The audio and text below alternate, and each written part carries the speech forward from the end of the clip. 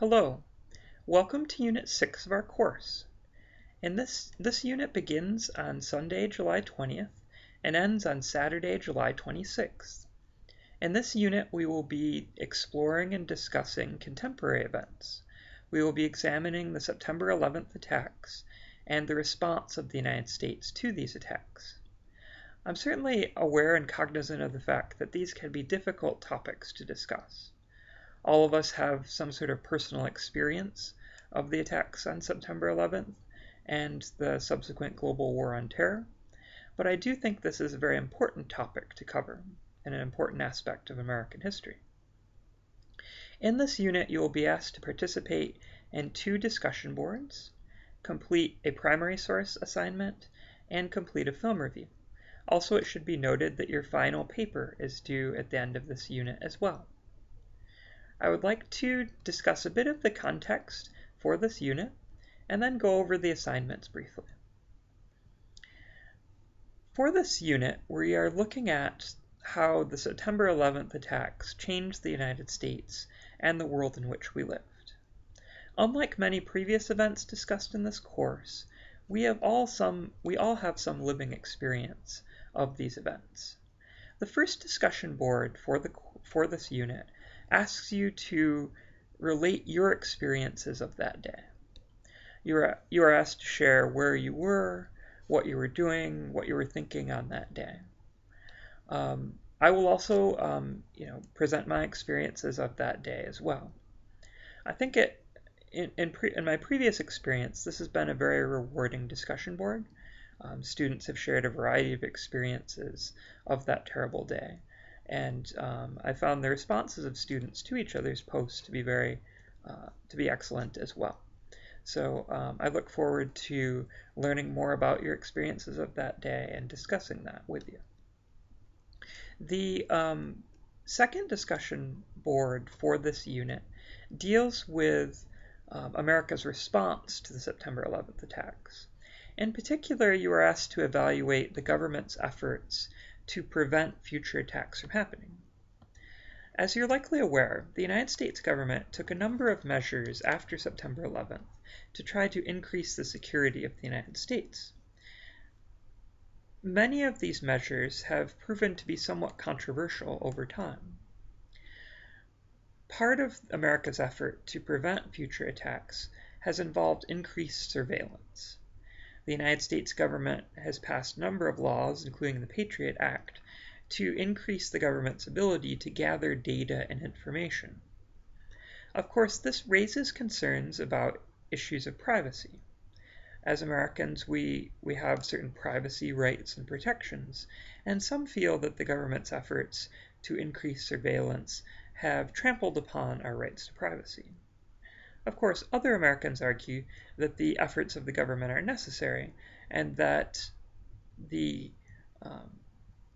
goal of maintaining security and preventing future attacks is so important that we should be willing to accept some limits on our privacy rights. This is a topic that is very much under discussion today. Certainly the recent case involving Snowden and leaks of government security related to government surveillance programs are connected to this issue. I'll be very interested to hear your thoughts on this issue. In regard to the primary source assignment, you are asked to examine 2 documents. One document is the National Security Statement from 2002. In this document, the Bush administration presents its justification for the doctrine of preemptive war. In response to the September 11th attacks, the Bush administration declared that the United States government cannot sit idly by and wait for attacks to happen. The Bush administration argued that the United States government must proactively and preemptively eliminate threats before attacks take place. In other words, the Bush administration stated we should not wait for something like September 11th to happen before we take action. Rather, the United States government and security and intelligence officials should evaluate emerging threats, and the US government and military should take action to eliminate those threats before any attack occurs, hence the doctrine of preemptive war. This doctrine of preemptive war has also proven very controversial. Generally, throughout American history, the United States has responded to attacks. We were attacked on Pearl Harbor, and then we went to war with Japan. We were attacked on September 11th, and we subsequently went to war against the Al-Qaeda in Afghanistan. The doctrine of preemptive war suggests that we should go to war with groups of people who have not yet attacked us. And of course, this raises a number of questions. It is difficult to evaluate threats before attacks occur. It is certainly more challenging to evaluate who will potentially be a threat before an attack takes place. Might the doctrine of preemptive war lead us into unnecessary conflicts, into conflicts that don't have to take place? So it raises a variety of interesting questions. The second document that you're asked to evaluate is a speech by Senator Robert Byrd. Senator Robert Byrd was a Democratic senator from the state of West Virginia. He is no longer serving in the Senate. At one point, he was the longest serving member of the Senate. And he gave a speech in 2003 warning against the doctrine of preemptive war and specifically denouncing the war in Iraq, stating that making the case that this was an unnecessary war. So really you see both sides of the issue in these primary sources. For the film review for this week, you're going to watch a segment of Bill Moyers' Journal.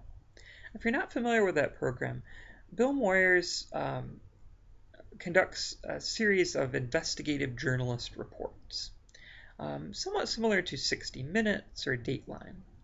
In Bill Moyers' Journal, in the section that you're watching, Bill Moyers investigates and reports on the September 11th attacks. Should the government have been more prepared for the attacks? Why were the attacks able to take place? Could the United States government have done more potentially to prevent the attacks? And what were the failings of the intelligence community related to that? I think you'll find it to be a powerful film, and you will be asked to write a one-page commentary on that. Finally, your final paper is due at the end of this unit, and in the final paper, you are asked to choose some sort of controversial topic, a topic that is open to debate. It can be any topic in American history covering in the period from 1945 to the present, and you're asked to present an evaluation of your topic based on your own research of a variety of sources. There's a fairly detailed assignment available related to this, and certainly feel free to contact me if you have any questions or concerns related to the assignment. So in this unit, we're exploring both the September 11th attacks and the variety of ways that the United States government has responded to these attacks, both in terms of launching wars overseas, the war in Afghanistan against the Taliban and Al-Qaeda, and the war in Iraq as well. We will also be exploring the efforts of the United States government to increase security within the United States. I'd like to talk in this introduction just a bit about the Al-Qaeda and the events that led up to the September 11th attacks, and briefly about our response to this as well. We're all aware that Al-Qaeda, led by Osama bin Laden, attacked the United States in a devastating attack on September 11th, 2001. What is less well known is that this was the culmination of a long and protracted effort by Al-Qaeda to attack the United States. Al-Qaeda is a terrorist organization that was founded by Osama bin Laden. Osama bin Laden was born in Saudi Arabia into a very wealthy family. As a relatively young man, he decided to leave Saudi Arabia and move to Afghanistan to participate in the war against the Soviet Union. In 1979, the Soviet Union invaded Afghanistan. In response to this, Islamic fundamentalists and Islamic militants from across the Middle East moved to Afghanistan to fight against the Soviets, in what they perceived to be a holy war in defense of Islam.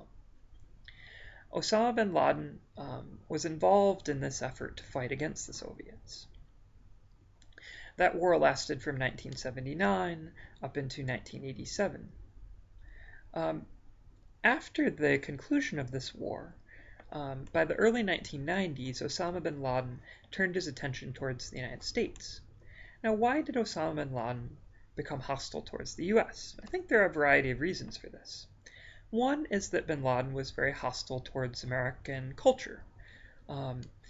America has a profound cultural influence across the globe through our media, through our film industry, through basically the messages that our country and culture sends out across the globe, which certainly conflict with bin Laden's very fundamentalist vision of Islam, very radical vision of Islam.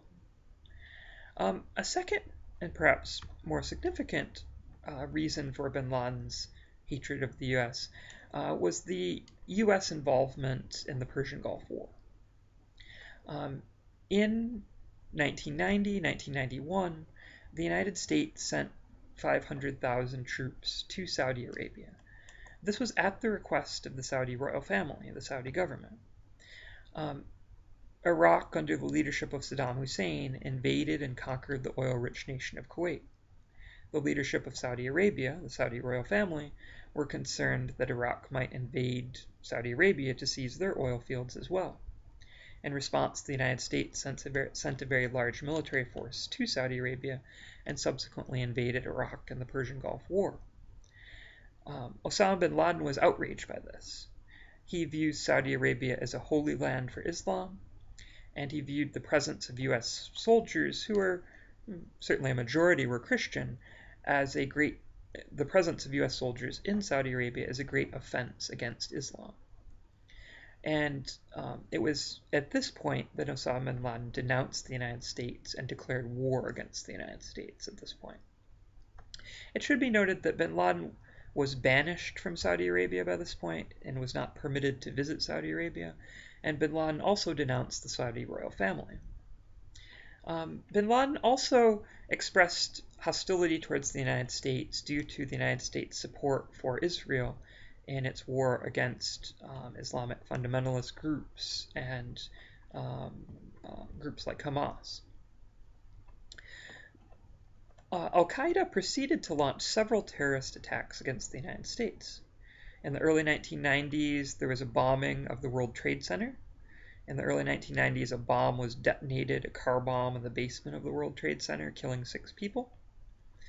Then, in the late 1990s, 2 US embassies in Africa were blown up by truck bombs, one in Kenya and one in Tanzania.